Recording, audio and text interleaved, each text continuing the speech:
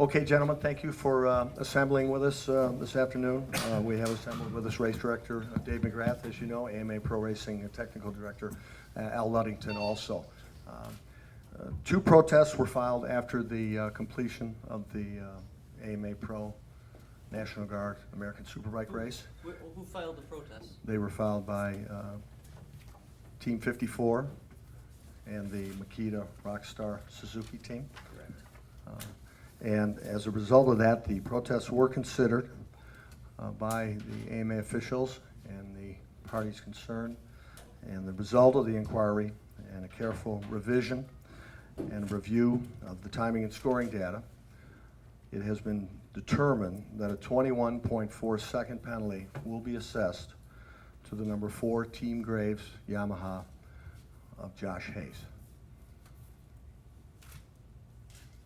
There was a careful consideration as to the situation at the time and the available information at the time.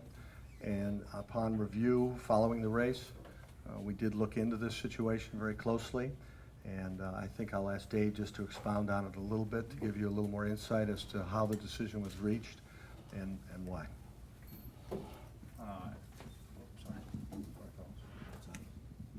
Okay, during the red flag situation, thank you. I wanted to make a determination if Josh truly, before the track went red, served the entire time, basically clearing the pit exit, which would have, in my mind, got him back on a green track.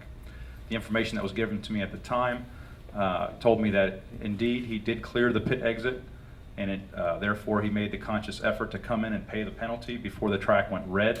Based off of that information, I decided that he had indeed served his penalty, and I felt that he went above and beyond to make sure that he served the penalty.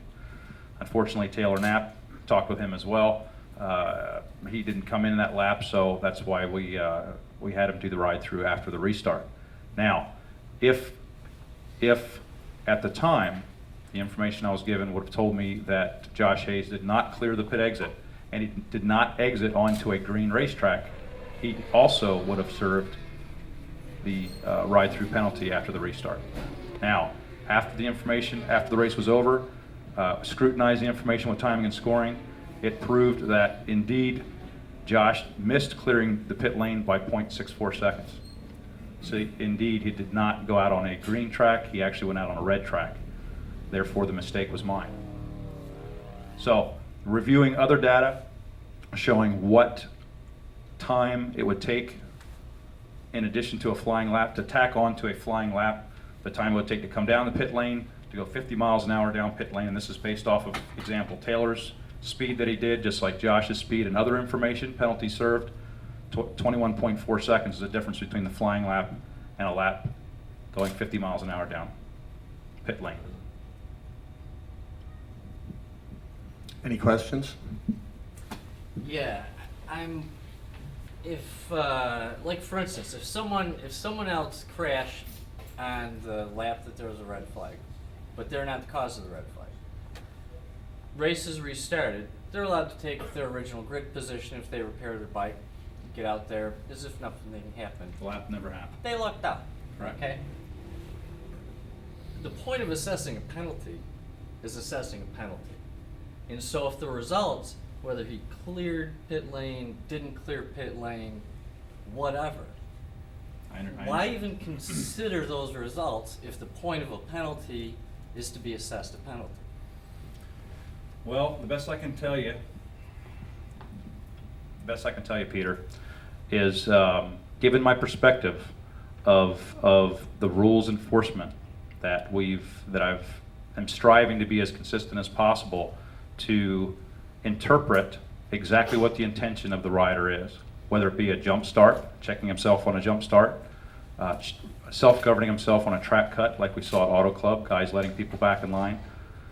My opinion was that Josh made the conscious effort, even if he didn't agree if he jumped the start or not, he made the conscious effort to obey the flag that he saw, came in, did it with all intention of paying the penalty, all right? The reason he did that is because he was going to pay the penalty. And with the information we had then, especially thinking that he got back on a green track, you know what? He made the conscious effort. I want to make sure that that's known by everybody. I made the decision based off that information. Okay? But I don't understand how I don't understand how a rider making a conscious effort, which he needs to do, you know, which I appreciate him doing, but it's not, in assessing a penalty, that's not an arbitrary thing. And so what we ended up was with an effect without a cause. Or, I'm sorry, yeah, that's what I mean. So it's like, he's assessed a penalty, but he's not assessed a penalty. So it's, sure, it's nice that he did the right thing, but what's the point of a penalty if you can end up in a situation where the penalty doesn't happen? While, you know, I mean, a penalty is fully under your control. And so the decision was made, he's not gonna get a penalty, because he made a real good effort to make sure he got the penalty. I understand. I just I understand can't what you're follow saying. it. I understand what you're saying. Well, I mean, based on the information that was available at the time, Josh Hayes was assessed a penalty. Let me ask it a different way. How did Josh Hayes serve a penalty on a lap that officially did not exist? When you back up the space-time continuum there and say, okay, like your example, if the guy falls down, but he fell down on a lap that never happened, right? It's kind of the same deal. Again, this was my interpretation, David and Peter. I felt, and I made the decision, that based off of that he came in on a green track, in my mind, that he did serve the penalty. Now, if the red flag never happened, the penalty would have been served, everything would have carried on. However, the red flag happened. I made the decision based off the information that I was given. I made the interpretation.